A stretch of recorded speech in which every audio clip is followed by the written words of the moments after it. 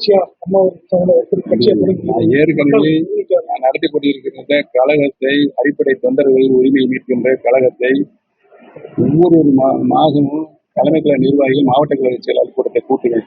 அந்த கூட்டத்திலேயே நான் அறிவித்திருக்கிறேன், எந்த நிலையிலும் நான் தனி கட்சி துவங்க மாட்டேன்.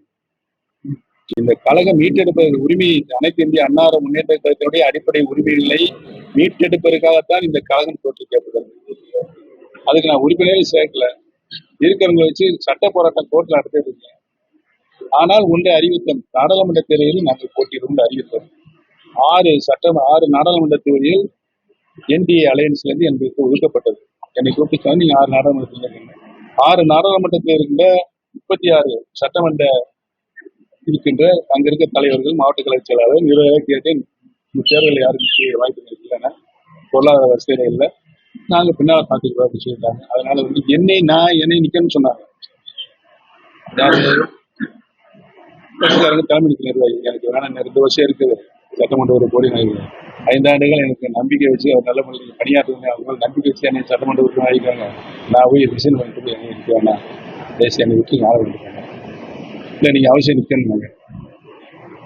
சரி வாங்க ஆலோசனை போட்டுருங்க. நம்ம அண்ணன் ஐயா பண்ருட்டியார் கட்சி ஆரம்பிச்சிருக்காருல்ல, அவரும் சொன்னாரு தனி கட்சி ஆரம்பிச்சு 1 வருஷத்துக்கு முன்னால.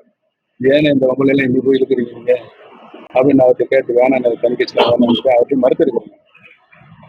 அவர்கிட்ட போய் ஆலோசனை கேட்டாங்க, இந்த மாதிரி பன்னீர்செல்வம் இந்த முட்டாள்தனமான ஐடியாவை யார் சொன்னது கேட்டார். எடுத்தோன்னே அவர் பன்னீர்செல்வத்தை கொண்டு போய் ராமநாதபுரம் சென்ற வேட்பாளரை நிறுத்தத்துக்கு சொன்ன முட்டாள்தனமான ஐடியா யார் சொன்னது எடுத்தோன்னே கேட்டார்.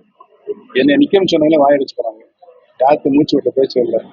போங்க போய் பாரதிய ஜனதா கட்சிக்கு ஆதரவு அறிக்கை விட்டு இவங்க நம்மளுக்குன்னு ஒரு காலம் பின்னால் தான் அப்போ பார்த்துக்கலாம் அப்படின்னு சொல்லி அனுப்பிச்சு விட்டார்.